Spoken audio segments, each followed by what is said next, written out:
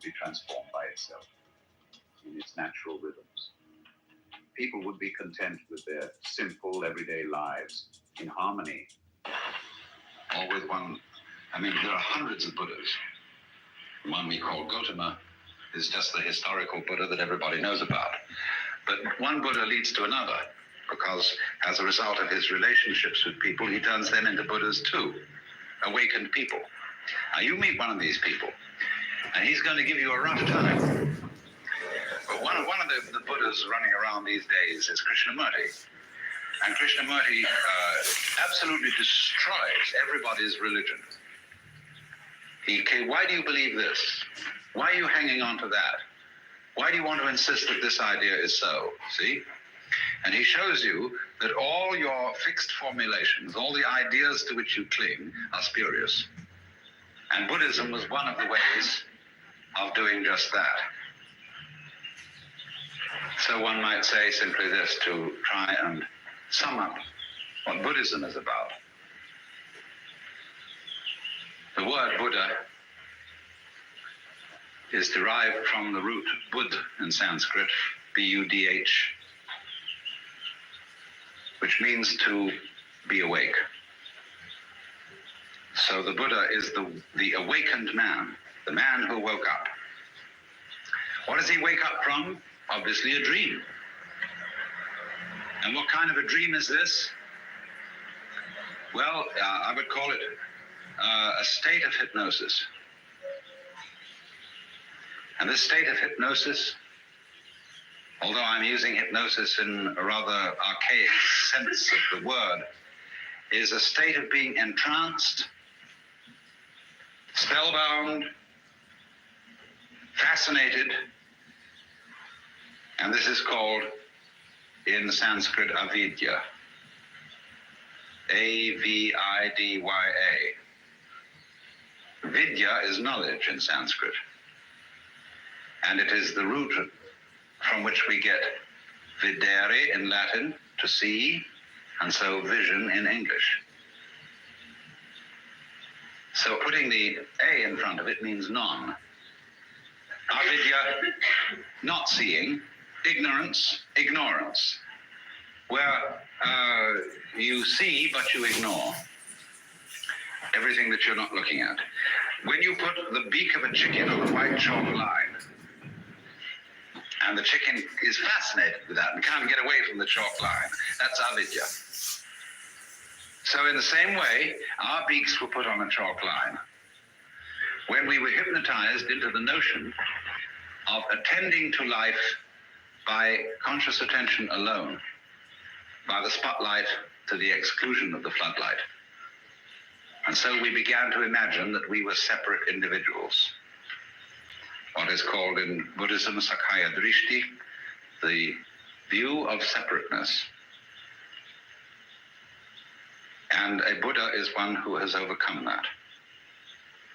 He is awakened from that illusion, from that state of hypnosis, and he knows that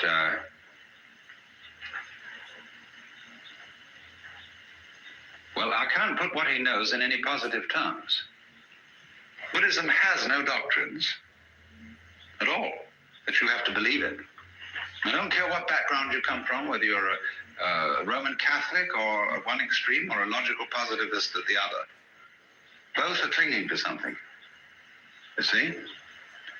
And so the method of Buddhism is to knock out the underpinnings and say, well, not only do we not believe in anything, we don't even believe in not believing in anything. You know, you crawl into a hole and pull the hole in after you.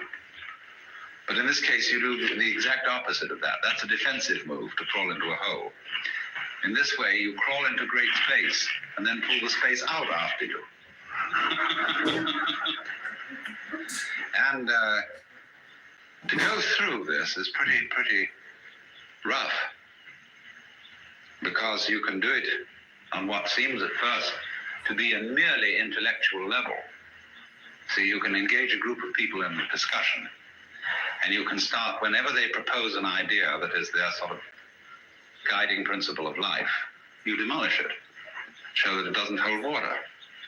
And step by step, you unearth, by talking with them, what are the fundamental ideas they're operating on. Everybody is. Everybody is a philosopher.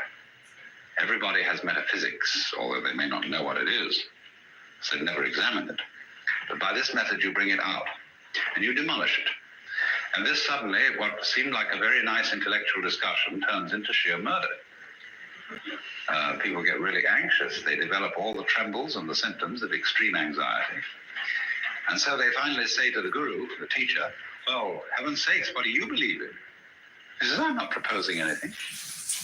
I didn't set anything up. Well, how do you navigate? How do you exist? This is what's the problem.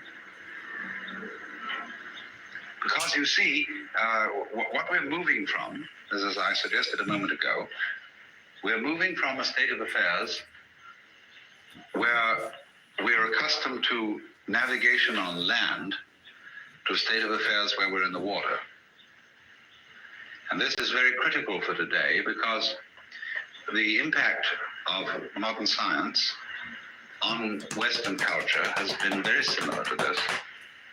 In Christianity, we sing hymns like How Firm a Foundation and Rock of Ages, Ein feste Burg, a mighty fortress is our God.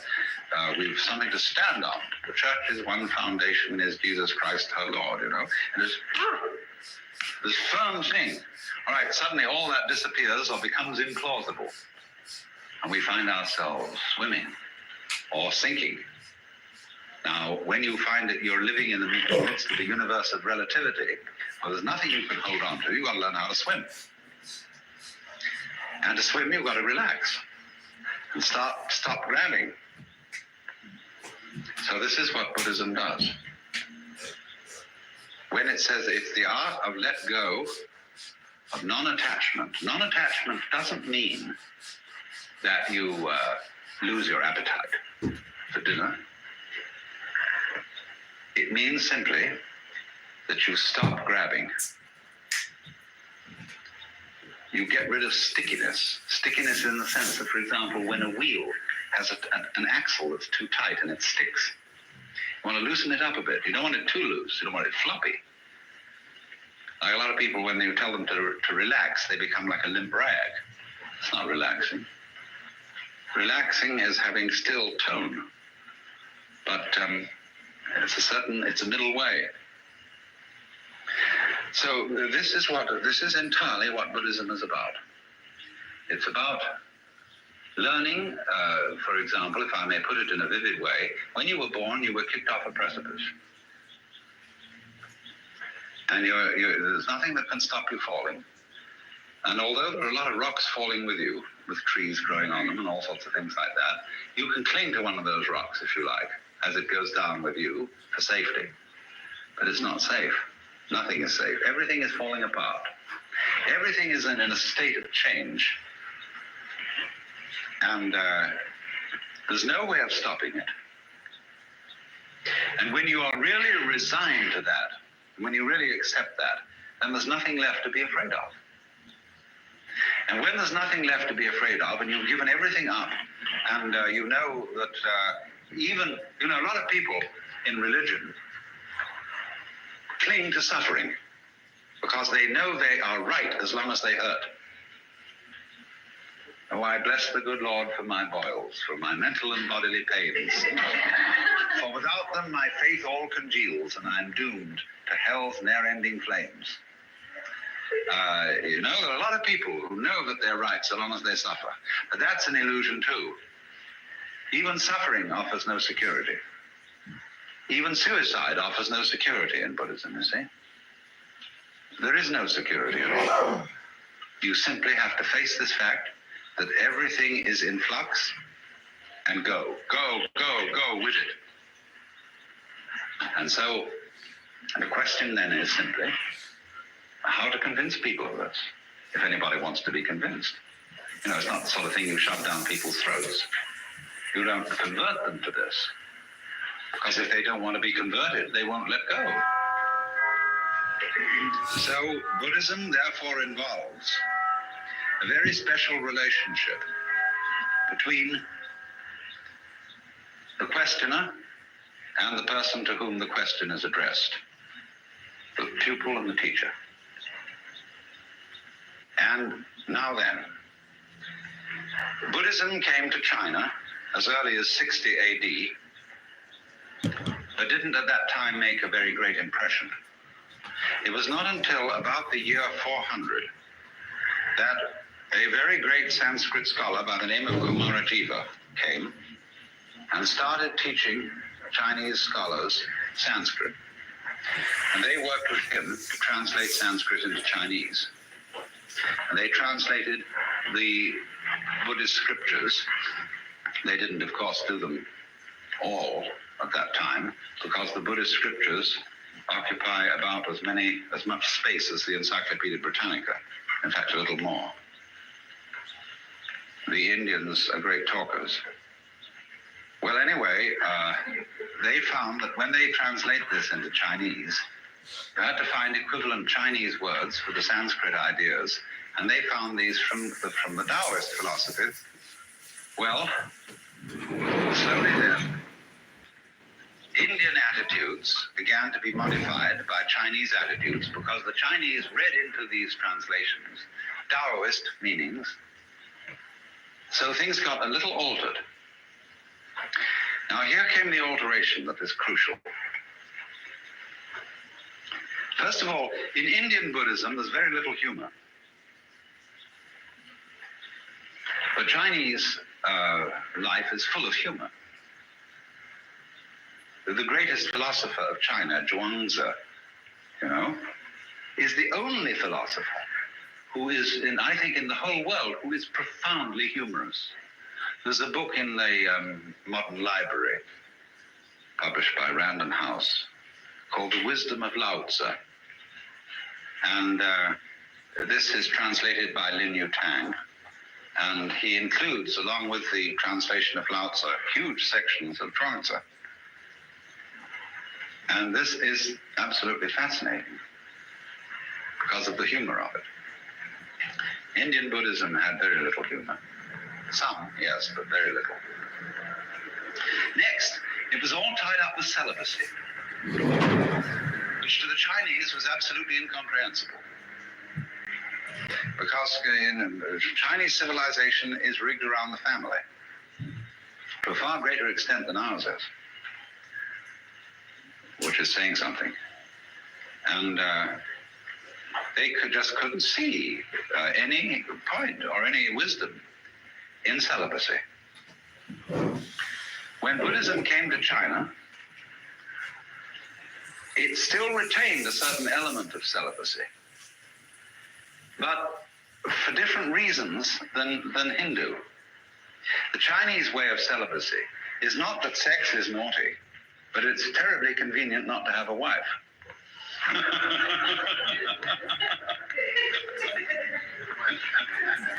In other words, the ideal of the uninvolved life has a certain appeal, but they could never get through into their heads the notion that sexual desire was bad, which has always played a fairly strong role in Hindu thinking.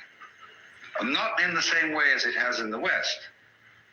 The Hindus don't have a guilt take on it. But they think that it dissipates your spiritual energies. And you see, in yoga, they envisage the idea that at the base of the spine, there is what is called the kundalini, the serpent power, or the force of psychic energy. And so long as it remains at the base of the spine, this force is dissipated in sexuality. Now, yoga is to suck this thing up the spine and get it into the head. And so then you withdraw from the manifestation of this energy, or the dissipation of it, in sexuality, and it's put on a higher level. Only which end is up.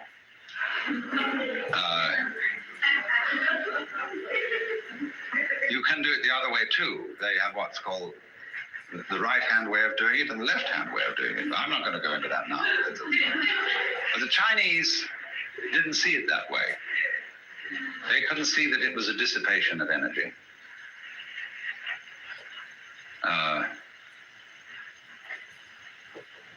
So what they wanted to aim at was a way of living Buddhism and being awake, but at the same time remaining active in the ordinary life of the world. It's what's called, in their phraseology, being king on the outside and a sage on the inside. It has been well said that Buddhism is Hinduism stripped for export. You see, Hinduism is a way of life that goes far, far beyond what we in the West call religion. It involves cookery, everyday family life, house building, just everything. It's the whole Hindu way of life. And so you can't export it, just as you can't export Shinto from Japan. It belongs to the soil and the culture. But there are essential elements in it that can be transmitted outside the culture of India. Managing practical affairs, completely involved in whatever life is, but at the same time, inwardly living on top of a mountain, being cloud-hidden, whereabouts unknown. So Chinese Zen is the preeminent expression of this, because it is the mixture of Indian Buddhism and Chinese Taoism, plus a certain Confucian practicality. Zen developed out of the work of Kumarajiva, came into China, as I said, 400 or a little before. And then you suddenly get into a kind of vertigo, dizziness, that you feel suddenly that you're no longer standing on the firm ground, but that the universe has suddenly turned into water, or worse, air, or worse still, empty space. There's nothing to hold on to. Now you see, often when one discusses religion with people, they say, well, I need a religion because I need something to hold on to. Well, that's the way not to use a religion.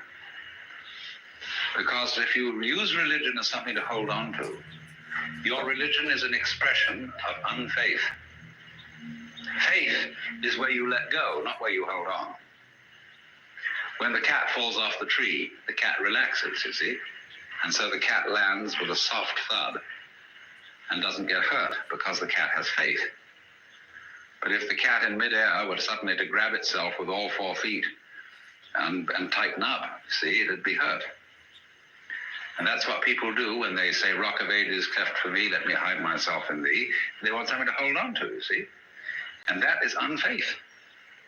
So the method of Buddhism, it's called the Dharma, doesn't mean the law, it means the method. The method is to knock the stuffing out of you, to take away everything to which you cling, to cleanse you completely of all beliefs, all ideas, all concepts of what life is about, so that you are completely let go. Doesn't, as it were, look over your shoulder and wander off to something else. Somebody who, first of all, he's completely here, and he's so much here that you can't phase him. Now, this idea of phasing is crucial in Zen. You see, I referred a moment ago to attachment, that Buddhism is living free from attachments. And I made the point that this is not abandoning a sense of a good appetite for dinner, but it's stopping sticking. In psychological jargon, you don't block. A mind of no hesitation, it's sometimes called. In Chinese, the phrase mo zhi chu is used, of going straight ahead. So supposing somebody walks up to you on the street and says, are you saved? Now, most of us who are intelligent people feel embarrassed by such a question. You know, what's this wretched Salvation Army person or Jehovah's Witness doing asking me whether I'm saved or not? And we're all a little bit, what do you do with a nut like that? So, but as in Zen, this is a perfect moment to to respond. See? To the most embarrassing question, are you saved? But Zen comes back in a very funny way. In Zen, one doesn't give philosophical answers to a question like that. You give practical answers. I had a boiled egg this morning.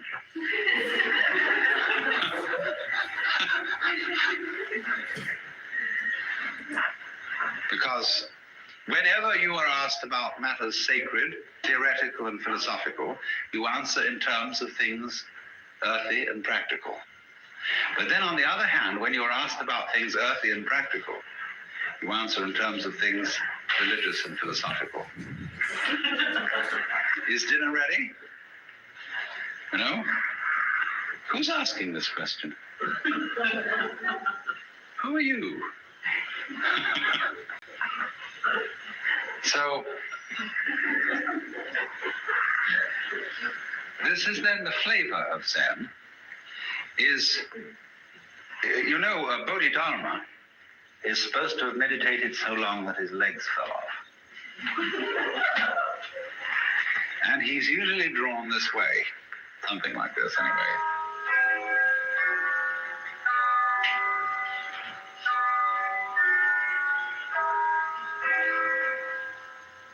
It looks like a shmoo. But in Japan, you buy these toys that are darumas. And they are so weighted in here that you can never knock them over. You can bat it on the floor, bat it this way, bat it that way, but it always comes up again. And so the poem says, 7 times down, 8 times up, such is life. So this is the principle of not being fazed, not being attached. So to play the game, you can't faze me. Okay, Elon Musk is live. I'm going to switch over to live streaming him. Oh, negative. Oh, yeah, he is live. Here we go.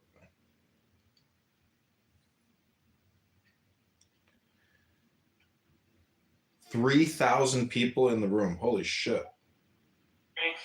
Yes, we can. Loud and clear. Sweet. Well, what's up? just- Yeah, we were just doing intros. Do you want to go ahead? I did mine. Yeah. For those that don't know me, or maybe for you, I'm Nick Fuentes. I'm a live streamer. I've been doing a show called America First for the past 8 years. And although I've been called a lot of things, and I don't know how much you've heard about me, or what your impression is about me or my views, I guess I would call myself a Catholic reactionary. American nationalist Catholic reactionary is probably best way to describe me. But yeah, I'm looking forward. I've been looking forward to the conversation, so I'm excited to be with you tonight. Yeah, I appreciate that, and I am pretty familiar. I come from a kind of 4chan background, so I've seen your come up. I'm not that super engaged in the political scene, so I don't really know about some of the beasts. It seems I've accidentally waded into. That's what I was saying before you joined, but I have a general understanding of the white Christian coalition viewpoint that you come from. I'm mired in those politics. At least I've been around all those scenes and know a lot of the talking points there. How familiar are you with Milady and Remilia? Not super familiar, honestly. I've heard about you guys for a long time, so I've been aware of you guys for a while. Someone that used to work for me actually is very into Milady and has been, and so I've seen it from them, and I know a lot of, or I should say maybe not a lot, but I'm aware of some Groypers, some followers of mine who have a Milady Avi. And I know you guys always say Remilio. I didn't understand until we talked what that was. And sometimes it's Remilio and then it's Remilia. But I've been doing a little bit of research and, so I kind of have the gist. So Milady is the NFT. You made the Milady Maker under the Remelia Corporation. Do I have that right? Yes, that's yep. So far, so Okay. true. And why do you say Remelio at the end of everything? So Vermilio is it's a sister collection or a brother collection, really. So Milady is the main one, and then we released Vermilio. It's also an NFT, and Okay. they kind of represent a little bit two different tribes. The Vermilio is the one that I think the Groypers and Vermilio share some community crossover. It's a lot more into sort of juvenile shit posting, trolling, that kind of 4chan style fun, but on Twitter. Milady is also 4chan influence, but it's a lot more aligned to cypherpunk values. It's strong commitments to like free speech, free information, free markets. Vermilio is also a free speech maxi project, but it's a lot more in the way of like baiting people into saying retard or starting end towers and that kind of thing. And, a lot of shit posts or jokes inside the collection, like referencing QAnon or like the Trump campaign, that kind of ethos. Gotcha. So let me ask you this. So, I mean, really, I don't have a problem with you. I don't really know you, and I don't have a problem with the Milady people. But I mean, to me, the crux of this conversation and why we're here is, and I think you actually posed the question. I think it's the right question. You said, why should anyone who is within 3 degrees of separation from Peter Thiel, why should they be canceled or blacklisted or something like that? And I think that is really and I wouldn't phrase it exactly that way. I don't think I am blacklisting or canceling people. At least I'm not trying to do that. And we can get into that. But I just want to make that clear at the beginning. And that was how you posed it. I wouldn't necessarily say it that way. But it's the relationship with Thiel and then the broader little tech PayPal mafia space, because of course Thiel, as well as some of these other elements, venture capital elements, they are backing a lot of these projects, which although they're not necessarily political per se, there is a lot of overlap with a political world.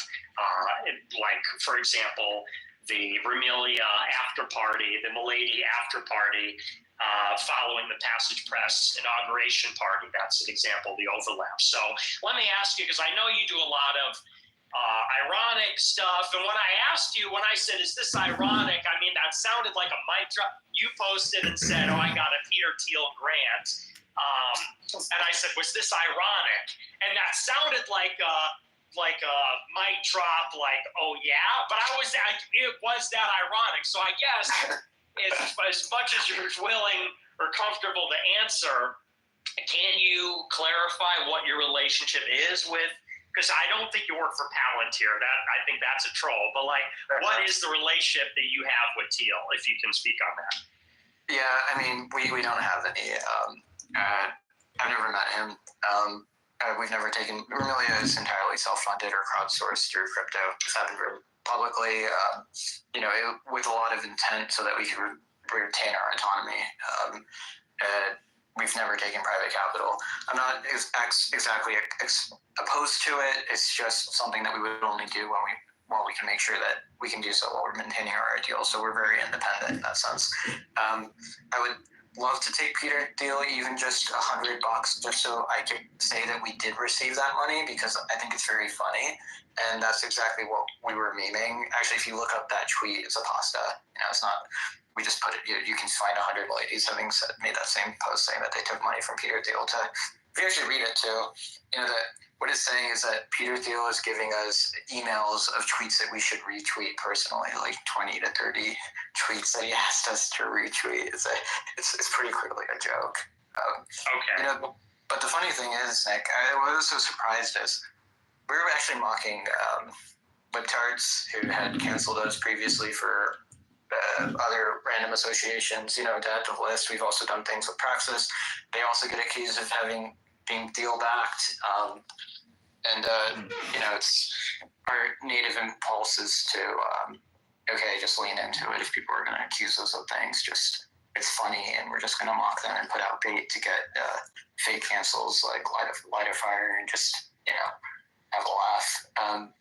But what was surprising to me is I didn't even know there was a General Thiel-backed conspiracy from the right. I spent the last few days trying to learn a little bit about what your position was there. And I guess, you're an anti-Zionist is what it comes down to, right? Well, that's certainly a part of it. I mean, I would put it simply by saying that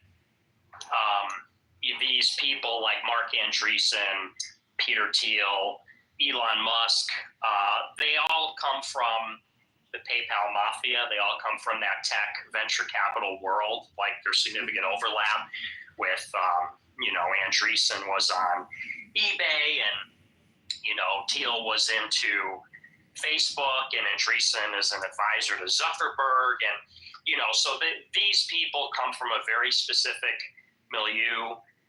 And there is also big overlap with the intelligence world. Obviously, Palantir was funded by In-Q-Tel in the beginning, and first contractor was CIA for 10 years. And so I'm very suspicious of their connections to the intelligence world. That's a big part of it. And then I would also, to make it very simple, I would say that I don't think that my idea of the right wing aligns with theirs. I think that, one of them, I forget off the top of my head who said it, but they're Silicon Valley liberals. They claim to be Silicon Valley liberals. Peter Thiel is gay. Sam Altman is gay.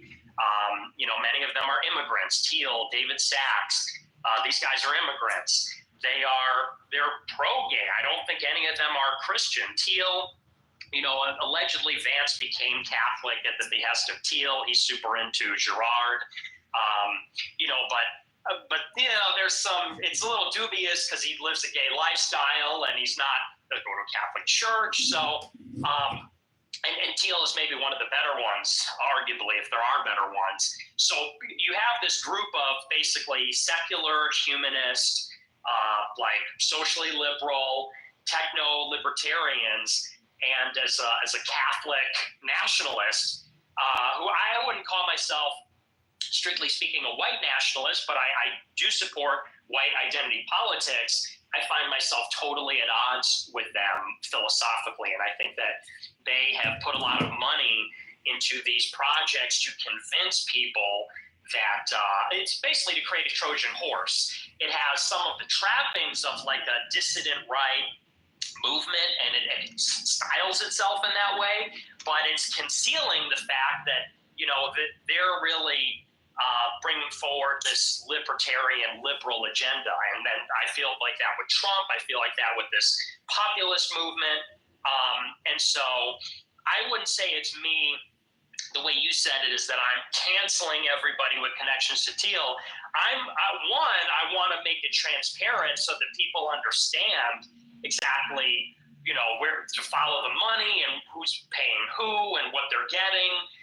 And then I'm arguing that, okay, so if these projects are backed by these intelligence contractors who are gay immigrant liberals, like obviously they probably don't align with my values, our values, me and my community. So that's kind of the basis of it. And I mean, do you think that's objectionable? I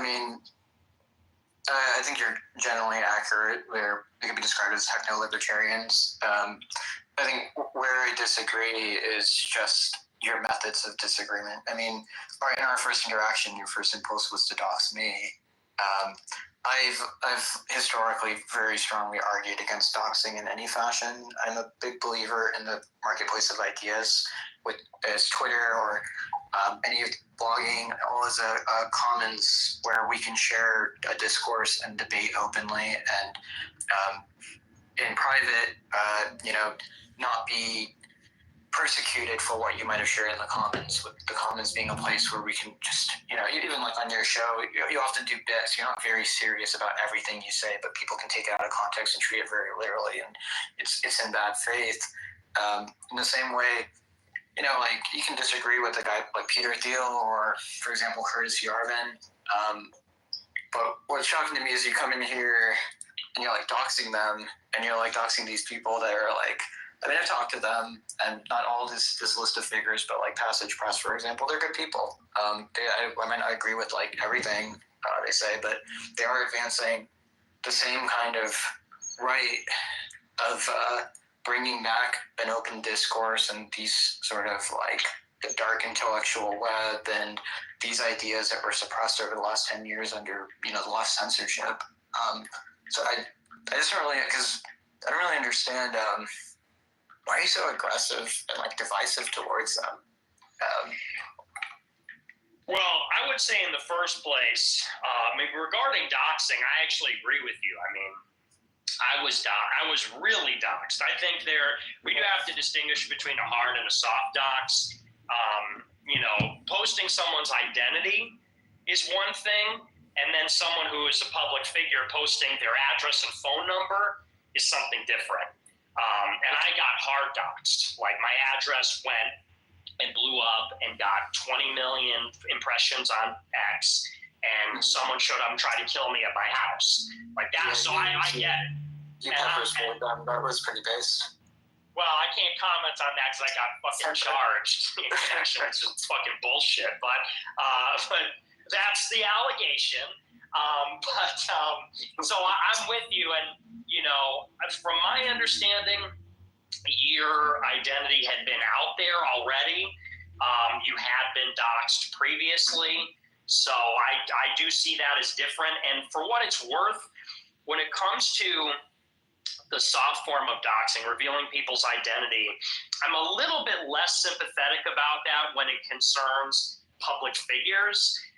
Like, for example, somebody like Bronze Age Pervert. This is a guy who's super influential, is a writer, and he gets reviewed in Claremont Review of Books, which is very spooky. Claremont Institute, founded by Harry Jaffa, who was a disciple of Leo Strauss. He's the founder of the West Coast Straussians. Claremont is funded by Peter Thiel and Paul Singer. Paul Singer is like a Jewish Israeli nationalist, super pro-gay. Peter Thiel is gay, and half his net worth is tied up in an In-Q-Tel intelligence contractor. They reviewed his book because Curtis Yarvin gave it to Michael Anton. And Michael Anton is now, I think, an advisor on the National Security Council, or he's a policy advisor or something.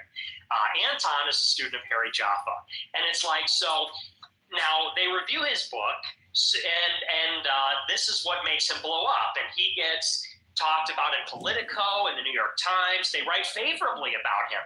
And, I initially, so the reason I'm saying this is because it kind of connects to what you said. Why am I so aggressive? Aren't these guys like broadly right wing? Don't they promote like a dark intellectual kind of thing? That was how I felt about them for a long time. But what was the question that I asked myself is why? Because really, not to be like juvenile, but Bronze Age Pervert started it with me. This is how it all started. Me and him, I actually had him on my show. I said, come on my show. He sent Mike Ma, who designed the cover for Selective Breeding, and he does the graphic design for Steve Saylor's speaking tour, and Mike Ma's obviously in that world. He sent Mike Ma to read pre-written answers to my questions on the show. So, and I think that was the first interview that he did for Bronze Age Mindset when he came out with the book many years ago. So I used to associate with him, and I talked to him in DMs, and we were mutuals. Then, during the Groyper War 5 years ago, so in 2019, in the fall, I hosted a very small get-together. I mean, literally like 20 people, 25 people, and they were all friends of mine. And Bronze Age Pervert goes on Twitter and says, this is Charlottesville 2. Don't go. You're going to be doxxed. No one should go. Face bagging is, counterproductive to what we're trying to do. And I reached out privately, like everybody says to do. And I said, hey, man, that's really not what we're doing. I said, it's 25 people. We all know each other. I said, are you going to take it back? And he goes, no, you shouldn't do it. And I said, well, you're a fucking liar then. I said, because here I am explaining to you what it is, and you're telling people not to go. And that's where it started. And he's been amplifying a lot of bad faith attacks against me. If he wants to attack me for being Catholic, there's an intellectual disagreement between neoliberals and Catholics. Fine. But he's amplifying smears. So I asked and I'm not trying to ramble here, but I said, why is this guy coming after me? What's really going on? And so I started to peel back the layers, and he had already been doxxed. And we start talking about who he is. And it turns out, this guy goes to MIT, Columbia, Yale. And we start to see who he's connected with.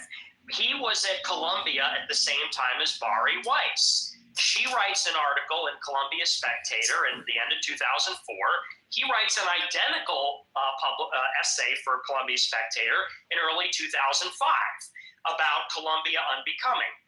People can look that up. It was a big controversy about pro-Palestine professors on the campus, and all the Israelis were trying to shut it down. And Bari Weiss was working for this group called the David Project. Then she goes to Israel to get trained up by Yoram Hazony to write op-eds, and then she writes under Bret Stephens. She's the protege of Bret Stephens. Hey, Nick, you're Yeah. You're kind of. Okay, I'm sorry. You've covered all this ground before. I'm sorry. I've seen, Well, I've seen let me. The thing is that Let me tie it up. I get the gist of it. Okay, well, let me wrap it up then. I'll just say this. So here's the point. It matters who these people are, okay? And the ones that are saying, oh, you can't say who we really are, it's like, because you're right.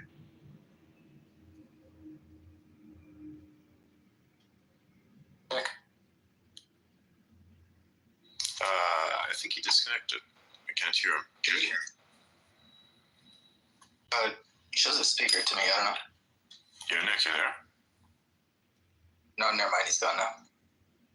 I'll look for him. Bring him back. Cool.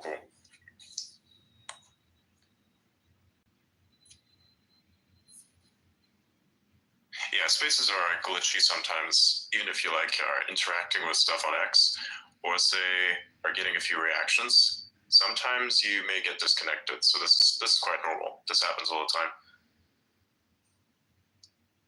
I think when he's back. There we go. Yeah, he's back. I'll bring him up. Yep.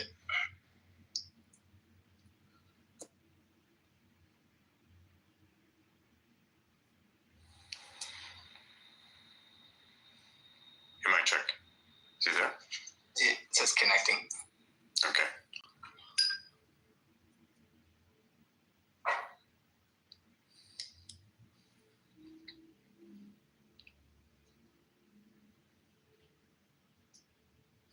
Yeah, space is real glitchy today.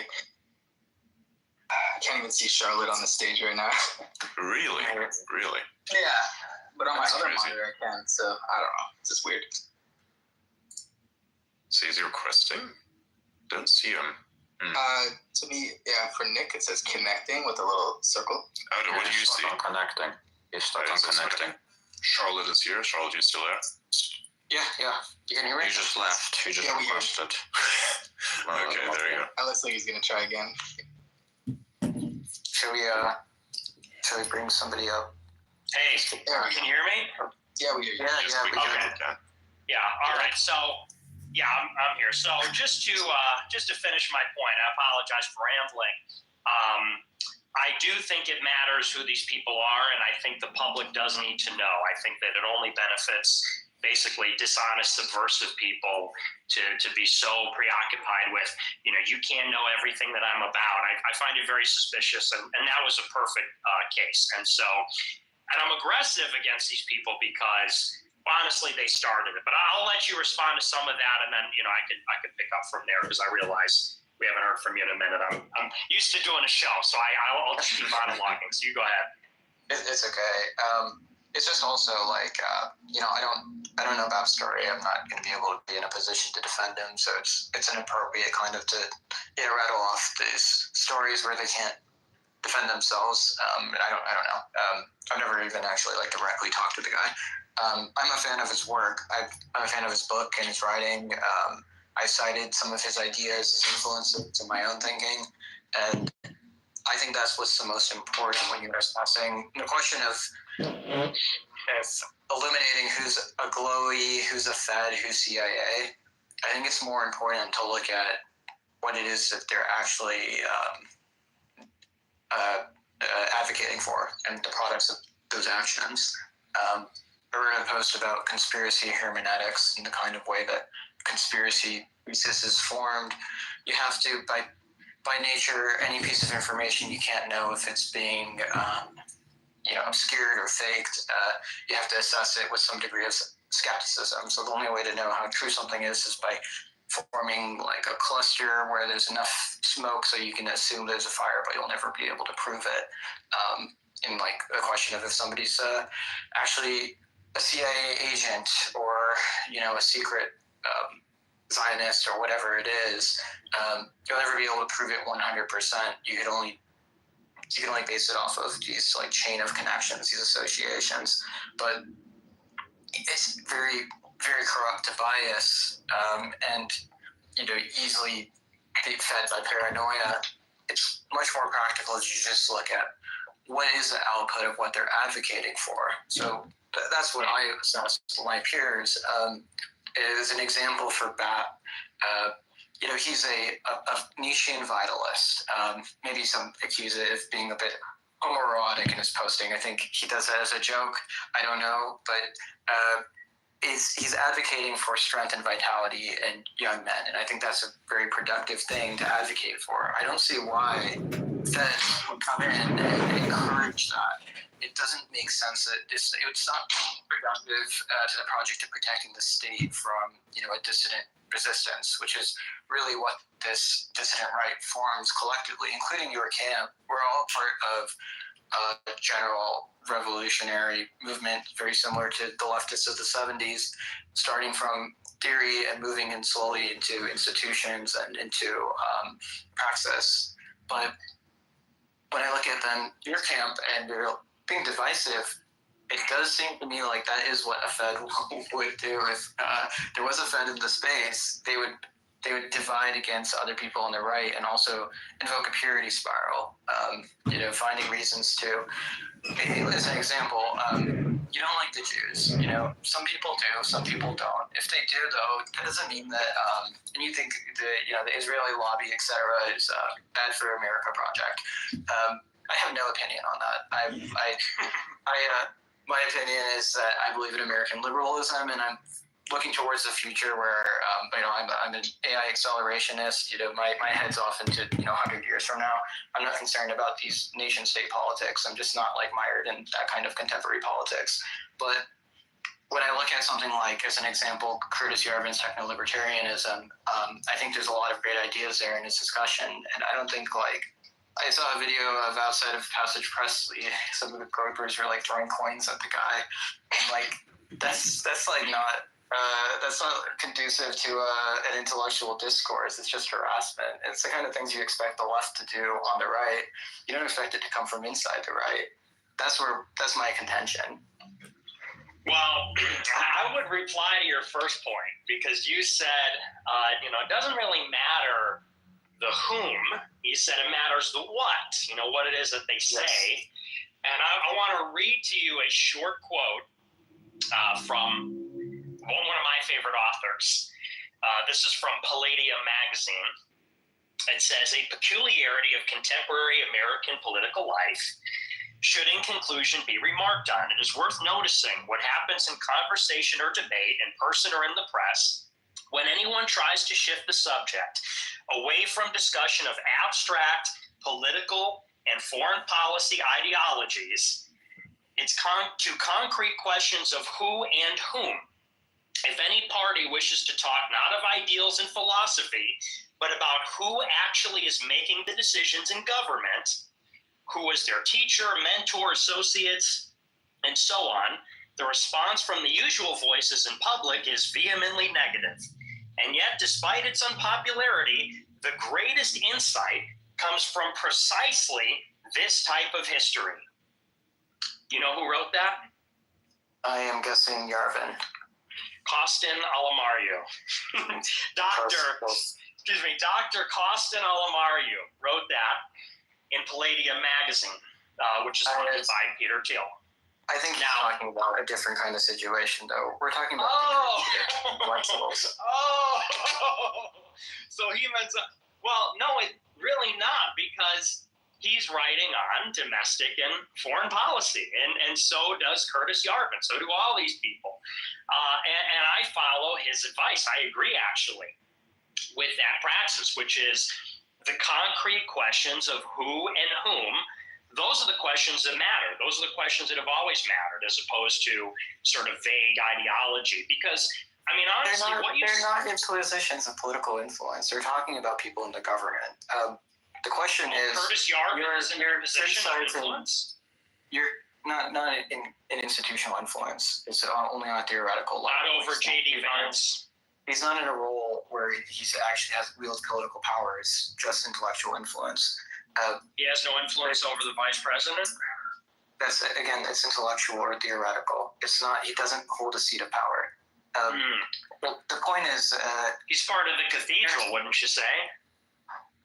he's working his way in there. It's a long march into institutions. I'm sure he's talked about that. In general, with the NRX, that was the recommended strategy: is you influence to the top rather than trying to just instill a populist movement, taking your ideology and Aristotle teaching Alexander the Great. You just influence the people of actual power. But what you're criticizing is their thought, but you're using it on the basis of their, these connections that they supposedly have. With the point being that it's actually the CIA that's ghostwriting this thought for them, and that somehow this thought is meant to be productive towards state interest. But then in that case, you can just look at it and see that is it productive to state interest. You don't have to use the entire network of a CIA conspiracy to make that assessment. It's conducive to somebody's interest, and that's really the question. And that's why I have been preoccupied for the past couple of years with the who and the whom when you look at J.D. Vance, because you can't have it all ways. I mean, you can say, well, you follow Curtis Yarvin. Well, Curtis Yarvin says that the real seat of power is the cathedral. He says the real seat of power is a priestly class of intellectuals, which certainly Yarvin and his acolytes, these so-called dark intellectuals, like you just said, they are marching through the institutions like the radicals from the 70s and trying to take over the seat of power. And that is embodied by somebody like Vance, who obviously comes from this scene because he was mentored and received money from Thiel, and he's mutuals with all these people and so on. So contrary to what you say about, we just need to focus on the ideas and when we gotta not talk about who these people really are, I think that's all we have to talk about is who they really are. And as to I want to get something else. Vance is on your side, Nick. I mean, he He's might so not be not on my 100%. side. Come on, he's at Tim Walz versus Vance. Vance is 80%. He's married to an Indian. He's on my side. Yeah, well, come on, you're an Italian Mexican, so it evens out. He doesn't value his race, is the point. He married somebody who's a first-generation immigrant. And, I said that during the election. Everybody said it was an ignorant, racist statement. I think it's pretty straightforward. If somebody marries outside their race, it means that they probably don't value their race. And he says as much in his book. He says that his culture is so backwards and he was so disgusted by it that he married somebody that far outside of his culture and race. It's in his book. And point is, someone like This guy doesn't know what a beautiful woman is. My values. Your purity spiraling. Why does he have to be 100%? How is that a purity spiral? You need him to be 100%. Why? No, absolutely not. Absolutely not. It's not a question of purity. It's a question of if a person values their race and their heritage, it's something they wouldn't do. It's got nothing to do with purity. It's just got to do with, if I go and No, I think purity of Catholic. blood. I mean that of the things that he stands for or believes in, one of them, racial purity is not a concern for him. But not those are the purity. other points. Why do you say purity? But not being a race traitor. maintaining your What white. what percentage white is Usha Vance? I think Zero. you're understanding my point. If you look at like the list of things that Vance stands for and believes in, compared to the general politician, the average median, or even on the right, he's like 80% there. Just because there might be some violations that don't agree with you, he's not concerned about a white purity bloodline. You're throwing him out completely. You're using that word though, purity. It's got nothing to do with purity. It's got to do with what do you value? And the basis of a nationalist movement says that we value our people, that there is something essential about race that made America the way it is. If America were 400 million Nigerians, it would be different than it was 400 million white people. So that is essential to our worldview. If somebody marries the first generation immigrant from Asia, it would follow them that they really don't share our values. And I would say the same, by the way, about like any liberal, like Bari Weiss. Bari Weiss is a lesbian. She doesn't share my values. Is that a purity spiral? She's got a female partner. And it is what it is. You may be more liberal on that. I know Adrian probably is. Many people are. As a Catholic, that's completely contrary to my worldview. As a consequence, it seems to come off as you're finding excuses to throw people out of your movement and have a reason why nobody is good enough. That's not true. I like Michelle Malkin. It can go both ways too. A white ethno-nationalist movement for America. The precedent is the nativist movements, like the 1850s Know Nothing movement or the original Ku Klux Klan.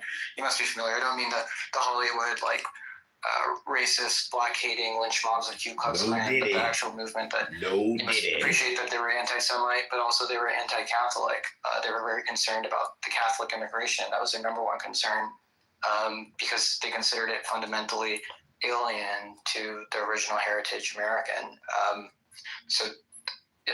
Maybe you could make the same argument for a white Christian ethno-state. You'd have to roll it back not to the 1920s, or really it was 1965 when the Irish Catholic and the Italian Catholics began to become opened up along with the rest of the world. But in 1924, when there were still strong restrictions, I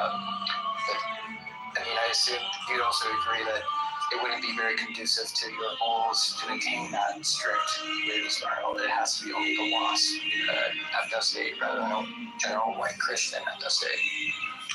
You're bringing up things that have nothing to do with the subject at hand, which is, we represent in this time, that was 100 years ago. In the intervening 60 years between 65 and today, we've had 40 million immigrants come in here, probably more.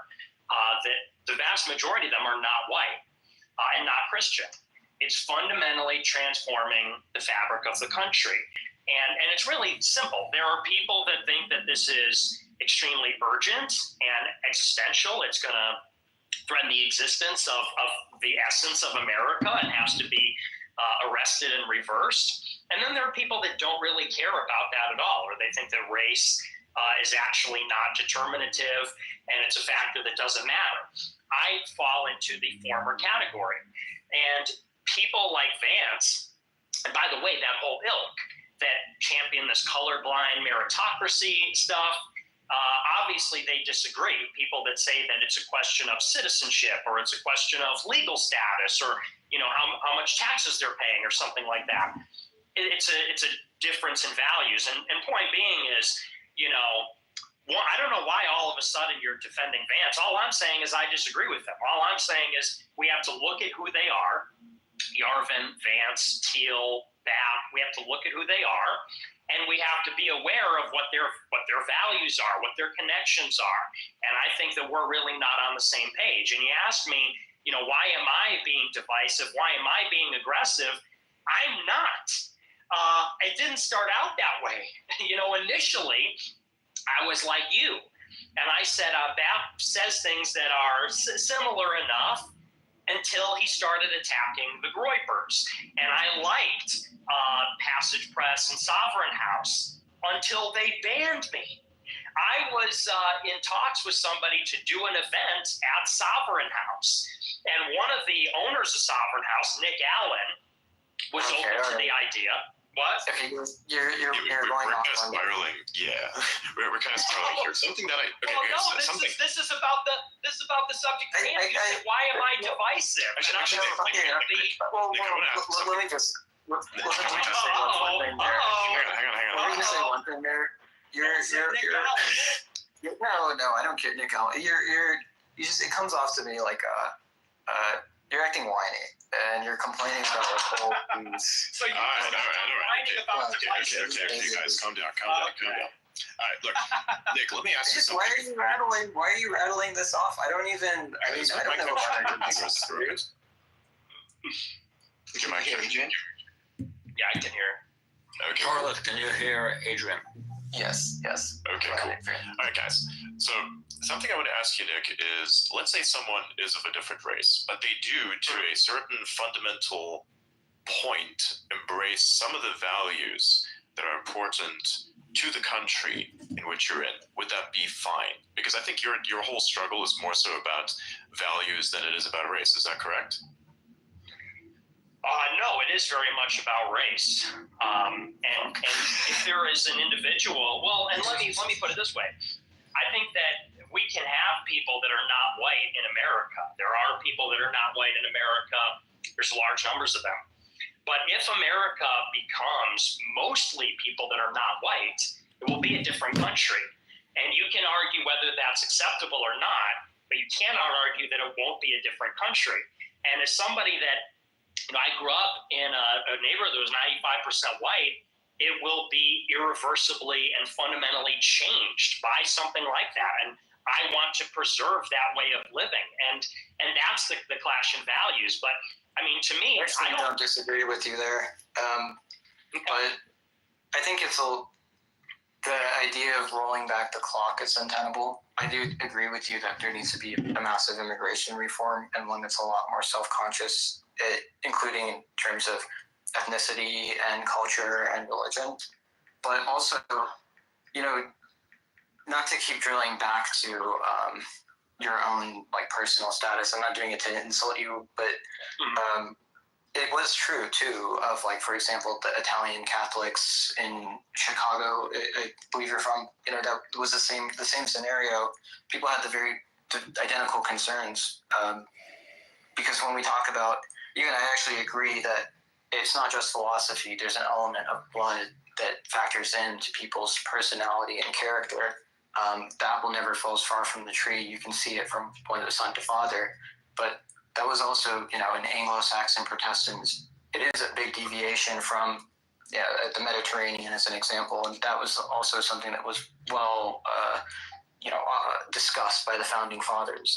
You must be familiar with Benjamin Franklin's Nordicist racism. Yeah, well, but this is the kind of thing. I actually like what J.D. Vance said in that interview where he said, just because we're a nation of immigrants 300 years ago doesn't mean we have to have, and I feel the same way about this. I mean, this is the same kind of, the Italians weren't considered white. Yeah, that was 100 years ago. But the question now is, in this demographic transition worldwide, as all these countries become minority white, is whiteness worth preserving? I'm not here to debate about, the know-nothings or these various nativist movements from 100 or 200 years ago. I'm here to talk about the demographic transition happening today. But I am curious because I'm really not as interested in debating this with you, with the race of America. I'm interested in the crux of the issue, which is Peter Thiel. That's why we're here. It's what we laid out at the beginning. And you said that you basically accused me of being a Fed, or said that I behave in a way that you would think a Fed would behave because of my needless divisiveness. I started to explain why I'm aggressive towards these people, kind of the genesis of that. And you say, wait, no, let's not talk about that. You said, that sounds whiny. And I'm curious, why don't you want to, is it Do you not want me to talk about Nick Allen and Sovereign House? I mean, what is the issue there? You're repeating lines that you said many times on the shows. People have seen it. I saw all those clips as soon as we interacted. I don't even know any of these stories. I sound like I'm trying to protect them. Like, don't add me to the conspiracy line that now I'm also part of this Talmudic network. I frankly, the whole deal conspiracy seems very dubious to me. Do you think that he's actually like coordinating and influencing them towards some directions, like selecting what kind of parties are thrown at Sovereign House or what books Passage Press is publishing? They seem to just be part of a general movement of a dissident right. It makes a lot of sense. I can see the same kind of influences that, we both grew up with online, and the same kind of general conversations and spaces. They just happen to go into one direction while you've gone into another. Look, this is something that has been going on for as long as there's been a CIA. It used to be called the Congress for Cultural Freedom. Would you have said in the 1950s and 60s, like, do you really think William F. Buckley Jr. is receiving money from the CIA? At the time, you might have said, no, that's a ludicrous conspiracy theory. But the Congress for Cultural Freedom was backing all of actually the intellectual antecedents of this current movement. I do. Wait. Are you just going to interrupt me the whole time? Are you going to interrupt me the whole time? You've got the same allegations. Wait, can I finish a sentence, or are you going to interrupt me the whole time? Because I think I have not been interrupting you. Okay, you're right. So, thank you. No, I don't think that when you say conspiracy, the subtext of that is it's kookery. It's a tinfoil hat. It's not credible. I don't think it's a conspiracy theory. It's a conspiracy fact.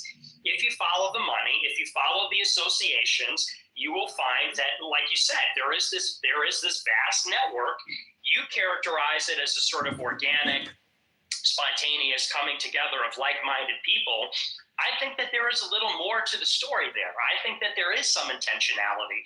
And we can start with the fact that, across the board, all of these projects, look, there are a lot of Jewish people in them, and none of them are critical of Israel. None of them are critical of the Israel lobby. And people that talk too much about that sort of stuff, they're not welcome in that network.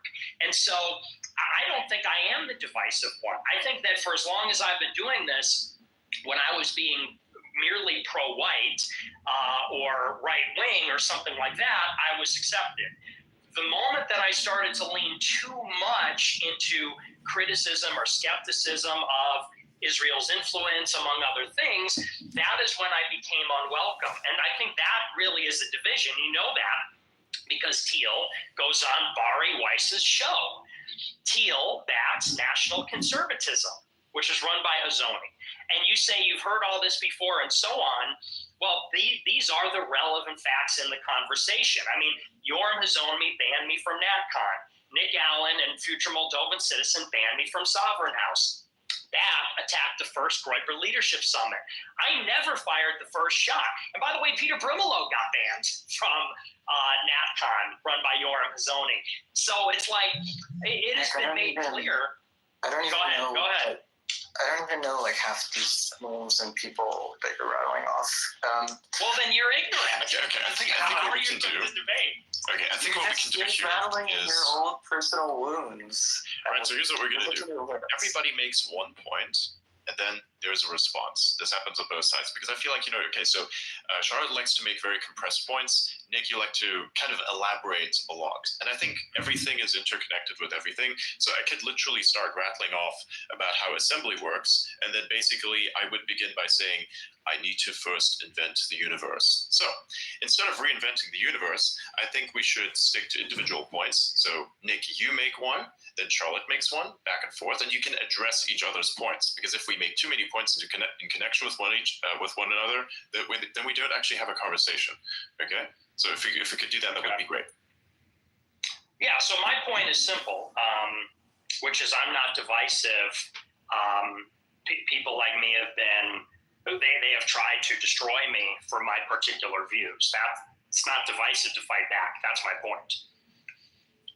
Okay, well, I've been in a very similar situation, so I think that's fair to feel that way. I think right now, with Trump's win, I understand you have your qualms with his current campaign, and you've been hesitant to trust, his whatever moves he's been making. But we are in a new right renaissance.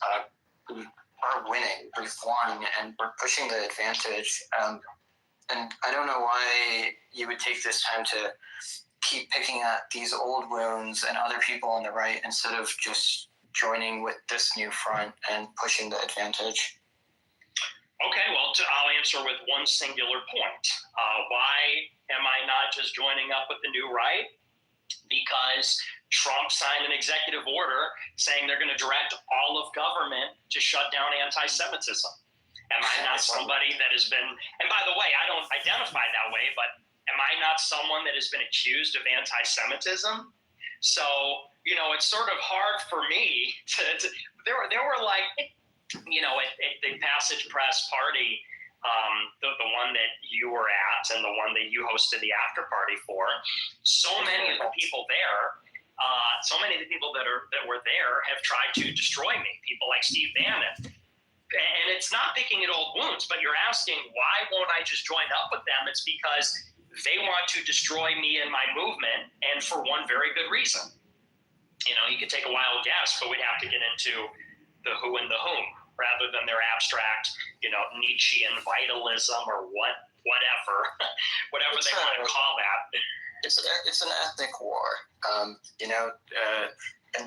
if one ethnic lobby has money, and they're using that for influence, it's just what it is. Naturally, you'll defend your own race. I'm sure you see that yourself. You do the very same. It's a natural incentive. I don't think it's a conspiracy. What you have to do is you just win by having more influence and better political positioning. And I'm not saying you need to join up with anybody, but you can make tentative diplomatic friendships or truces, and just you experience a very serious deplatforming, and you've now come back. You're getting platformed again, and you don't need to be in this attack dog mode, rather than just taking your platform and putting out your influence, putting out your views. During the space, I got a lot of pushback. People were saying that, like, I can't platform Nick Fuentes. I told him that first of all, I believe in platforming anybody. I think everybody should be able to express their views, and just if you don't agree with them, debate them. But also, second, you have your platform. It's not like you don't have a stream every day with your followers. But why isolate it rather than just entering the conversation with everybody else? I don't know any of the history between all these other players. I just got suddenly caught up in the middle of it. But all I stand for is I don't engage in these contemporary politics so much as I'm just interested in the actual ideals, and maybe these guys are, but for me, it's philosophy. It's about American liberalism. Yeah, I guess I'm just sort of confused because, sometimes you'll say you don't know any of the lore and you don't know the people, and then other times you say, yeah, these are your talking points. We've heard this before. And all I'm trying to say when I spell this kind of stuff out is because, exactly what you're saying, I would describe that as the first 5 years of my career, which you're describing, which is, look for agreement, and try to form a broad coalition and try to gain influence that way. That was the first 4 or 5 years of my career. And what has effectively happened is that the more that you push on one particular issue, the more that you get pushed back on, and you're right. If I were to change my whole MO and what I talk about, I'm sure they would all these people in this vast network would love to work with me. But it is my obstinate refusal not to omit or censor that part, which is why they won't. It's not for lack of willingness to participate or cooperate in the network. I would love for Bronze Age Berber to join the space right now, or Lomez, or any of them. And I've been clear about that for a very long time. It is that group that says they will not interact with or talk to or promote anybody that they deem anti-Semitic. That's just a fact. And so, My you know, my impression is it's not anti-Semitism; it's the doxing that's the concern. It's that's not. See, no, that's not it. That's absolutely not it. It is the fact And that we are talking about those things. And Scott, and by the way, I didn't dox you. You've been doxed. Well, you did. So is Bronze Age Pervert. You promoted it on your platform. Now, for me, it didn't matter. That was like I've long been through it, but you don't know that. Like that could have been something that would escalate into something that could create threats on family, or that kind of thing. It's the same. Oh, it's the same as your house getting posted. You mentioned like 20,000 impressions. Completely different because I've always used my real name and face. It's completely different. It's the same situation where it's an attempt to silence somebody by making them feel uncomfortable. So which is it then? Is it that I'm unwilling to be a good sport and talk with them, and I'm the one that's the problem, or is it their refusal but for doxing and not another reason? Which is it? I got caught up in the middle. I can't say. I don't know. I just think it's unfortunate that things are at this level. And by the way, when you mentioned, like I say that sometimes I don't know, sometimes I do. It's just because I saw clips of your show where you talked about, the whole conspiracy network. Because I tried to understand what was it, what's the issue here. So I didn't know until last week. Yeah, I mean, I don't know. I just feel like I've been saying a very consistent message throughout, and on my show and here and elsewhere, which is, I told you at the very beginning what I stand for. For the things that I say, I have been attacked by these people. And it's because we don't share values, fundamental values. And, and then I fight back, or I try to stay here. I try to sort of explicate why we don't agree and why there's a sharp difference. And then I get told I'm whining, or then I get told, some other thing or whatever. I just feel like I'm putting out a very simple and straightforward message, and there's all this kind of like ad hoc equivocation coming from you and from these people, because I think I've been very crystal clear about what I'm about and about the history, the record. I'm totally transparent and open about the whole thing. None of these people want to, like you, to your credit, you came to the space. I'm curious who told you not to come, because I called you out. And by the way, I called you out because the Ethereum founder, Vitalik, or however you pronounce his name, he attacked me for Vitalik. He attacked me for saying some of these connections. And all I did was lay out the connections. And he replies and says, this guy doesn't even know how to sig hail. What a terrible Nazi. So it's like, to your credit, you came to the space, but all these other people, for one reason or another, they don't want to show up. And I think that's kind of indicative of the whole thing. Who's really the problem? Am I divisive? I'm sitting here saying I would in a civil way and cordially speak to any one of them, in spite of the fact that, by the way, they have doxed me. They have participated in a hard dox of me and of my followers. And I would talk to any one of them. But they won't reciprocate that. And I think that's because they're a part of a network that is pushing a very specific agenda. And that is contrary to what you're characterizing it as, which is a spontaneous, organic, coming together of people. I think they have a very specific agenda, and I don't agree with it. And that's really what it amounts to. Yeah, and by the way, when I say people, it wasn't any of them. That I didn't talk to any of them about this space. It was just people from the community, people.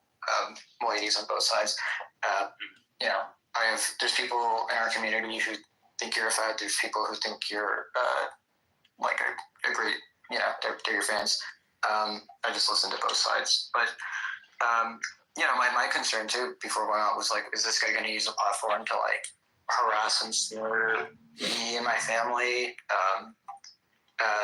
You kept it very civil. I appreciate that, So that's what other people were warning me, that it might become dirty. And that would have been deciding whether or not to do this. That was my biggest concern. Like, is this going to be a serious conversation? Listen, I believe in what I believe in. I'm an independent person. Remilia we represent, honestly, I understand why we have crossover, because, we're a big tent. We're an umbrella community to just any kind of free speech and dissident state movement.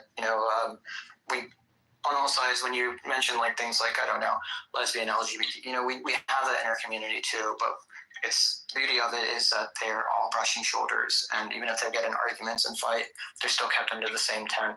And that's why when I look at what, I mean, I haven't seen your show. I'm vaguely familiar. I've seen your memes. I've seen the funny clips. You're a funny guy, but suddenly I interact with you, and there's like all this drama and dirt being flung around. Even like Vital, like you're calling him Thiel back because he received a Founders Fund grant back in like 2015. I mean, you must know that Thiel is not involved in Ethereum. Like come on.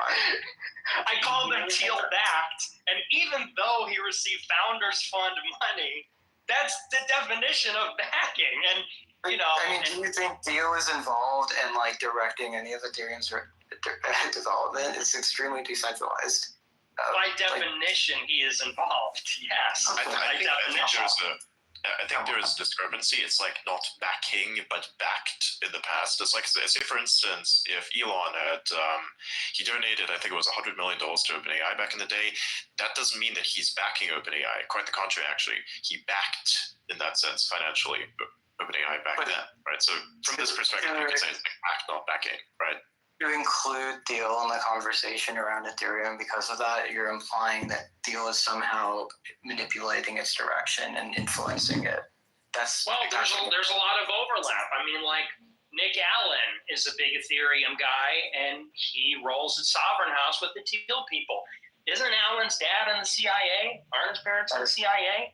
I don't know. And I hope I'm not stepping on any toes with that, but it's like, that's the kind of stuff I'm talking about. It's like all these people whose parents are in the CIA, they're all tech people, they're all running in the same circles in the same network. So yeah, I mean, obviously Thiel didn't like create Ethereum himself, but and by the way, Founders Fund is not just about the money, it's about the network that is created. So he might have gotten a small loan of $100,000, if that's how you want to put it, a long time ago. But he clearly is part of that vast network. And who replied to his tweet? Polymarket. Polymarket replied retardio to his tweet. Polymarket, Peter Thiel's an investor in Polymarket. So, it's like, and, Sovereign House, which is run by Alan, who's an Ethereum guy. Sovereign House hosted Passage Press's Passage Prize, who publishes Yarvin, who's Peter Thiel's guy. So it's like, you don't want to hear the connections, but you also say it's this vast conspiracy, and I don't really buy that. I don't. There it is. This is like you're really stretching it thin here. Okay. Well, people can judge when they think it's a stretch. I can tell you at least like Ethereum, Peter Thiel is not involved with the Ethereum Foundation. You can see if you want to go and dig into it, it's quite transparent. And the history of Ethereum, it's played out transparently with a lot of decentralization, and also it's again going back to the what. This is not something that CIA state actors would be interested in at all promoting. It's very distinctly it undermines the entire Federal Reserve and like nation states themselves by producing an uncensorable currency of the people.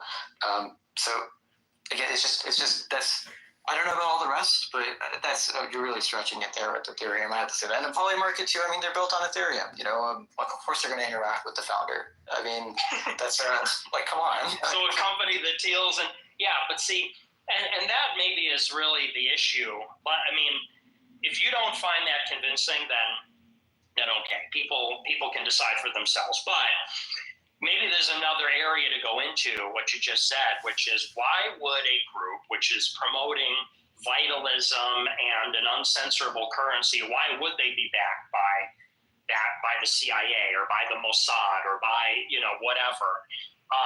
And I think it's pretty, well, in the first place, they just are identical with them. There's identity, there was a consortium put together when Trump won the election with Palantir, OpenAI, SpaceX, to bid for government contracts. So by definition, people like Palmer Luckey, who's from Facebook and his Anduril makes drones that get put on, or I think he makes drones. They're So deeply from connected. Facebook, he created Oculus, which was acquired by Meta, so that's a little bit of. This is a separate thing. He was actually ousted from Facebook. Yeah, he was like ousted from Facebook because of his Oh, how did he get political ousted if he wasn't there? My dude, No, he wasn't at Facebook from like the way that you're describing it, as if he was just a worker there. No, he was literally part of the company. It's Oculus, which got acquired by Meta, basically I Facebook know. effectively. I know, but He actually got fired because of his political views, and his political views was supporting Donald Trump. and I know that story, but it's like, Nick is that's how they're he's all- doing Anduril, which is a defense company. yes, and yes. Anduril's backed by Teal, okay? And so people like that, and Oculus, who invested in Oculus, Andreessen Horowitz. So, all these people, they're defense contractors. So you could, we could sit here and argue, what is the benefit of pushing this? We almost have to argue that with the assumption that they are, because they're defense and intelligence contractors, and they're backing this political project. So the question should be better said, why is the defense and intelligence community pushing vitalism? That's actually the right question, because whether they are or not, it's a factual matter. You could Google it or ask ChatGPT, it's there.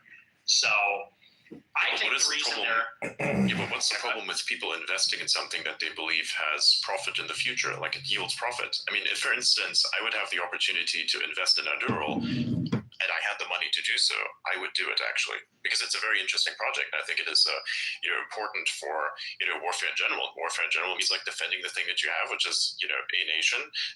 So why wouldn't you invest in it? I don't understand. How is that a bad thing? Yeah, I'm not against investment in itself. That's not my problem. This comes back to what I mentioned about conspiracy hermeneutics, where you can take all these chains of information and interpret it in different ways to form a narrative, but you're projecting also, the narrative you're looking for onto it. It's kind of funny because what really a lot of the reason why we have these trolls and this bait that's just out there in our lore is specifically as a kind of we're actually artists, and it's an artistic critique or a satire of this process of conspiracy making, because if you put out information and it's something that people want to be true, then they're more likely to take it out and put it into the narratives that they're already forming. And they form these webs. You put out a few different notes, and then they'll convince themselves of projection. So I mean, you've built a very stretched web here. It sounds strong. It's like, okay, you've gone out to go and connect Palmer Luckey and Anduril and Palantir, all to prove that Teal is a defense agent. He invests in defense, and he's also investing in these other things. He's also just an investor, and he clearly has unique views and things that he talks about. I believe he's, you mentioned Vance Gerard. I believe that comes from Peter Thiel's discussions of Gerard. And, he's referenced Nietzsche in talks before. It does make sense that maybe also authentically he has these latent interests on the side, and it's not directly related to every other thing that touches him. And maybe it is, but the people that he's investing into, even if he was a conspiracy mastermind that's nudging things over into a direction to produce some kind of long-term project, they're not going to be getting direct orders. It's all in direct coordination, and it might just be as much as just not wanting to offend. If your major investor is Jewish, you're not going to go and post anti-Israeli things, and that's why you get this level of awkwardness around what's is an un-PC topic. Even now on the right, as far as free speech and everything, it's just a very sensitive topic because of that capital inflows. But that doesn't mean it's a giant conspiracy. It's just a product of capital coordination. I mean, there's a large Israel lobby that has been operating for 50 years to reach this level of influence. I mean, frankly, when I look at your political project, I don't really understand why you're not also attempting to do the same and just fund an actual lobby in DC for a white Christian identity initiative. Every other minority group has one. Obviously, you couldn't do it anytime until now, but now is a time where there'd be political motion where they would accept you into DC. I don't know. It's just a thought when I look at your work this week.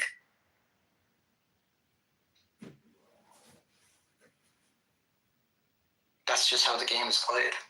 It's influence, it's coordination and position. I think Nick has another one of those connection issues. Yeah, his thing disappeared. Yeah. I kind of want to get back, when he comes back, I do want to kind of shift back to the whole cultural discussion, I think, which I believe is the most relevant, because we can talk about potential connections and what they might mean, or we could talk about the stuff that we actually agree/disagree on. I think when it comes to values, he continues to mention values. He kind of wraps them up in this conceptual connection stuff that he keeps doing, right? Which is fine. Just fine. It's just that I think we should discuss the crux of whatever culture he's trying to put through. Specifically, I actually want to address something about the country changing type of thing, or countries themselves changing. But yeah, I was. Hey, can you hear me now? Yes, we can. Yeah. Hey, so I was just going to say, in response to what you just said, it's sort of interesting because you say on the one hand, you say, oh, well, they're not really directing people to say things. There's not a top-down conspiracy just because you put together this web of connections. At the same time, you say, though, maybe they don't want to offend their Jewish investors, and that's why they don't talk about Israel or the Jewish topic. And yeah, I mean, it's a principle called subsidiarity, which is to say that, Fox News is not going to tell Tucker Carlson, here's what you're going to say tonight. But if Tucker Carlson deviates from what Rupert Murdoch wants, Fox News will terminate him. Case in point. And so really it's a difference without a distinction. Maybe they're not directing it from the top down and writing the script for every shit poster on Twitter who's part of the network, but every shit poster who's part of the network knows that if they cross over into certain territory and it's going to get them in trouble, then they're not going to do it. Or, they don't receive the money if they're identified as having the wrong opinion or something. That's really the point. And that's why it matters who they are. That's the whole question from the very beginning. Why does it matter if someone's getting money from Thiel or 1 or 2 degrees of separation? It's for the reason I just said, which is that, if there's money flowing to them, which is coming from these sources, which is coming from, Thiel runs Palantir with Alex Karp. And all you have to do is look up who Alex Karp is and what he said to understand that what you're saying is reality. You have said the actual truth. When you say people don't want to offend Jews in Israel because the investor is Jewish, Alex Karp, Google him and what he has said about the far right in Europe, about his fear of being defenestrated by Christian nationalists. Case in point. So with that, I guess we've exhausted that topic. If I heard Adrian said he wants to get more into culture, which I'm fine with if we want to talk about. You said you're a liberal. We could talk about that or whatever else. But that just to wrap up a bow on what I've been saying the whole time, it's like I do disagree with that network, and the network is closed. It is closed. They do not want to hear from Catholic, critics of Israel. And you know that because I'm not the only one that's banished from it. Anyone who's associated with me is banished from it. Anyone who has my views is banished from it. So that's that. I just don't think it's the anti-Semitism. I'm not going to name names, but there are anti-Semites in that network too. It's not like you're the only one to be. There are not. Okay. Adrian, do you want to move on to the? Yeah, I do want to move on to the questions. So Charlotte, how open are you with your identity? Race-wise, belief-wise, how open are you?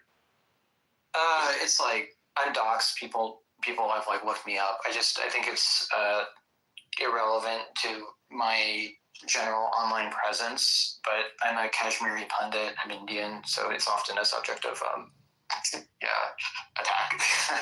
Yeah, I can imagine, especially with what's been happening over the last couple months. Of course, I'm pretty sure you were aware of the whole H-1B situation. It was a great time to start it, by the way. This whole argument, around Christmas time, where everybody who normally works very hard goes to spend time with their family. Luckily for me, I'm a person who is constantly active because I love the internet. So I was there when all of this melted down, which is absolutely fascinating. But kind of to the point, though, I think that where I think Nick and I would, for instance, disagree on the idea of values and representing them. I think it is very telling of a nation when someone who is foreign represents that nation's values more than the people within the nation itself who were born there, for instance. Because I think, let's say you have what is a white feminist, where you have an Indian who is not a feminist and who is then also someone who represents my exact values as a white person, if I would happen to be one who now lives in America, right? So let's take that as an example. Who should I be dating? Who should I be marrying? Who's better for the country? Are you asking me? Yes. I think that these kinds of questions obscure the reality, because there's questions. That is the reality. The reality is that quite a large percentage of the population that would otherwise be very suitable for, say, carrying on the next generation are just incapable of doing so because their brain has been rotted by all the nonsense that they've ingested because of the society that has fallen. I think you would even agree that society has fallen. You do this kind of would you rather. I don't like would you rather questions because we can use politics to shape society. So people will say things like, "True, but you cannot unfuck this. You cannot unfuck this. This is the thing, unless of course you want to." True, but wait. But how do you characterize a situation being fucked? Because I'll give you really good examples. Poland and Russia became communist for a century, and everything was fucked. It was completely fucked. But when communism ended, they were still Poland and Russia. If the United States becomes full of non-white people, it could be communist or capitalist. It will irreversibly be changed and never be the same as it was. But so I think that's so. Here's why I don't think the communist argument necessarily works here. If you look at communism, it was a atheistic ideology. But if you look at the communist countries, most of the people there were still Christian. They were still participating as Christians. Not in They were Russia. fighting it, and when Russia is still significantly Christian, even if No, they it isn't. behave like it. No, it's like 20% Christian. It's not Christian at all. They totally eradicated Christianity.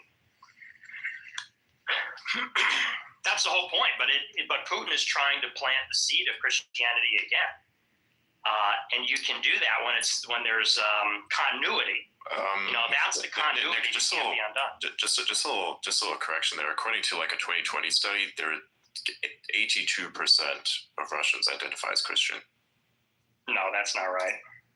That's what it says here. But it says where? Even if we look at Poland, though, Poland was significantly more Christian under communism than it is currently under the liberal ideology. I don't think you're understanding, though. I don't think you're understanding the point, which is that, whatever you're trying to say, well, it's really arbitrary. The point is the values can change, but the people have continuity. And you seem to care more about the kind of immediate governance of the country. And by immediate, I don't mean like next year. I mean like in 100 years. And I'm talking more about the family tree. I'm talking more about the bloodline. And Germany has gone through, monarchy, National Socialism, communism, democracy, but they remain German. If over the course of this century you have unlimited Africans move there, it won't be German anymore. And that's the kind of continuity that I'm concerned about. And I just don't see. Some people don't care. I care. I mean, that's just a first principle. Do you think race is an essential characteristic? Genetics, all of that? I think they absolutely are.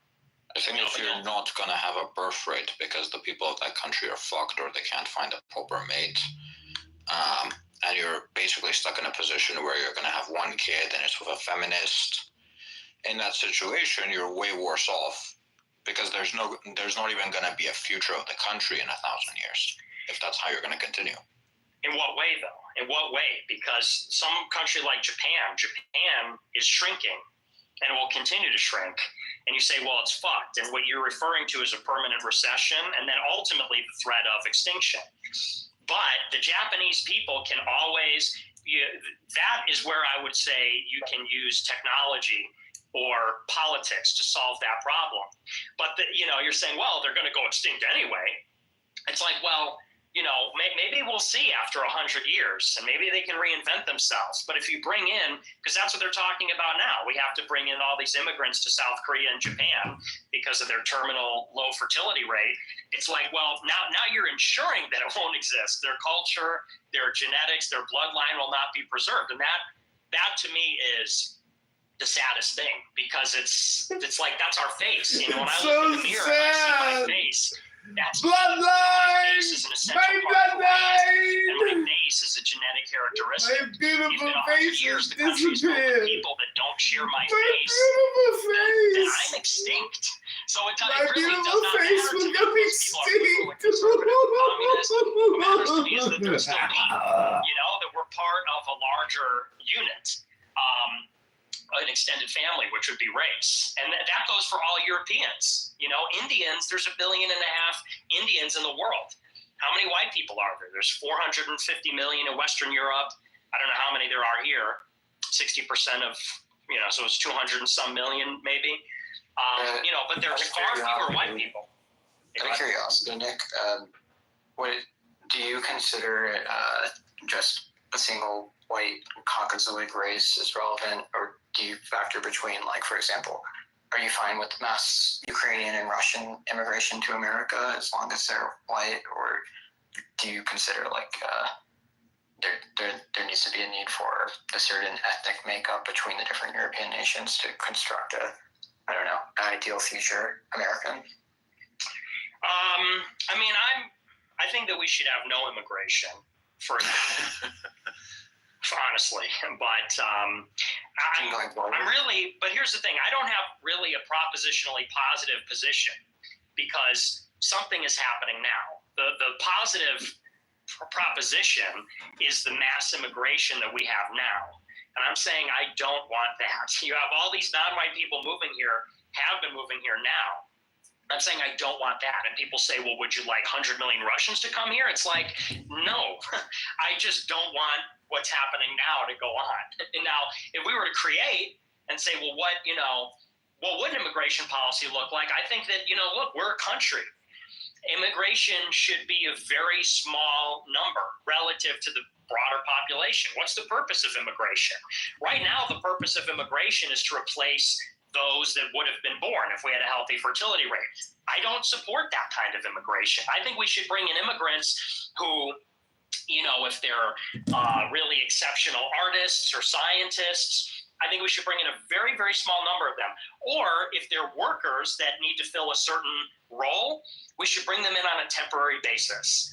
Those are the immigration categories that I support. But the idea that the native people won't have kids, so we're going to bring in other people to replace their would-be kids, categorically, I don't support that kind of immigration. That's the definition of replacement, whether it's Russians, Africans, Asians, it's a distinction without a difference. And I think the government... But the problem is it's evolutionary. It's a Darwinism. It's like social Darwinism, effectively. That is the problem. If you've already have come to a certain point where now inevitably you reach failure, there needs to be a foreign ingredient that fixes this to a certain extent. Because look, things are not fixing themselves. Look at Japan, for instance. They're extremely isolated. They have an extremely isolationist culture. They have had this type of culture for thousands of years. And where has it led them? Right. So I think historically, the American original Puritan colonies, they did just grow independently. They didn't even have much mixture between the different colonies.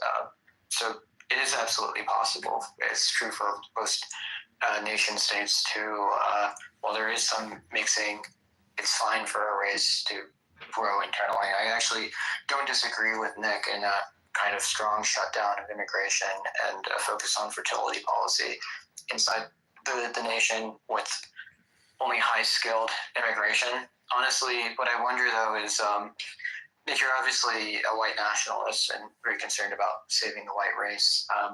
But isn't that a bit like the white race itself? Don't you define, a little bit more fine-grained than that? There's not even the American was always understood as a certain almost new race as a product of not just the Anglo-Saxon, but the other admixture from the Nordics, and then a second wave of Mediterranean. That's why I ask about like Russia. There hasn't been a large movement of Slavic blood into America, but when you define just a general, white Christian, you open that up, and that would change the constitution of American, blood character. Yeah, I mean, there are a lot of Slavic people. It just depends on where you go. Like Poland, they think Chicago is like the largest Polish community outside of Poland. It's like millions of them. They're not Russians, but they're Slavic. But I think that, I guess I get what you're saying, but I would say America's an established country. So no, I don't think we should have massive amounts of immigration at this point from any country, for that matter. Like I said, I really support immigration because immigration's a policy. We can choose who comes in here and who doesn't. And I think why should we let them in? Because they help our country. And to me, what's beneficial is they provide their skills, they provide their art, and that happens in a very limited quantity or for a temporary basis. And that's it. But it's not to come over here to be, setting up colonies. Because even with Polish people, that is sort of in effect what they do. Like a lot of Polish people, it's funny, my grandmother is like sort of racist. And she doesn't like the Polish people more than anybody. She's very old school, she's different generation, she's 80-some years old. And she gets along with the Hispanics and even the black people. She's like, Polish people don't speak English and blah, blah, blah. And irony being is like, this is just another kind of diversity, and they're setting up another kind of colony. And it's like, I just want to live in America. I want to live in America, and America's distinct. So whether they're coming from one place or another, at this point, it doesn't matter to me. But, the question is really, I don't even disagree with you. I'm just curious about, because you're looking at the immigration shutdown now, but I mentioned earlier, I'm thinking in terms of like 50, 100 years from now. As a future American immigration policy, what seems to make sense to me is a lot of self-awareness about a selective immigration. And really, even when we talk about just, what are high-skill jobs that we need right now, that's still just thinking about the short term, the next 10 years. When anybody we bring in, they're going to marry, they're going to have kids, and it really is something that changes the future racial character of what is a big melting pot experiment. The question is, are we going to be an open melting pot or have criteria that's just, do they need a job right now? Do we need to fill this role? Or is it something that is more curated about certain qualities, which race or the lightness of skin could just be one, but there's a lot of qualities you could curate for. Well, throughout history, migrant workers, that's a real thing. Like in England, they brought people over to England to do their textiles because they didn't know how to do textiles. And that has happened throughout history. And then they went home. Then England sent those people home. And it would be one thing if it was understood as they're here temporarily as workers to enrich the country, and then they go home at some later time. And that's the expectation. But it's like, that economist Borjas, he has that famous adage, we wanted workers. Well, he borrowed it from somebody. We wanted workers, we got people. So we bring in these people to pick the grapes, and we bring in the people to do IT, and we think they're filling a job. But really, like you said, they're having kids, they're becoming part of the country. And, and on some level, I don't think that's the end of the world if it's in a limited quantity, but the problem is it's unrelenting. The number's always going up every year. They've become foreign born has become a significant percentage of the population, and it is turning this into an alien nation, and that's, I think, what the natives have a problem with. We don't hate foreigners. I don't even think people have a problem with foreigners being here, but we don't want the character of the nation to be permanently changed, and that's what's happening. So, I mean, to put it succinctly, that's it. I mean, I agree with you, and also it's that model is still contemporary in Dubai, for example, where migrant workers are treated as second-class citizens effectively, with no real path towards naturalization. We could do the same right now with migrant laborers if we were just high tax remnants, and we've already ended anchor babies this month, so that was their main route to naturalization. But it's also, I don't know if you could just shut down immigration completely. It is the tech right. They do have a point with global competitiveness and the need to hire top tier talent. But I agree too, it's not the H-1B farms. It's the 0.001%. But I wonder too, I mean,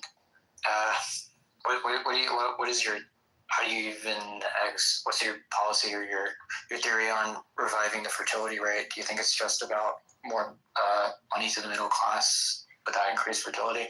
What's your thesis? Well, I think that, and this, I hope this doesn't sound like a cop-out. If I was going to talk about government policy, there is no government policy that works. You know, Russia, Hungary, they've tried things with some success, but it's limited. I think that, you know, the crisis that is happening is it's a spiritual crisis. It's a lack of religiosity. I think that, you know, feminism is a huge part of why the fertility rate's low. And I think that the only way, here's the irony. I talked about this on my show the other night.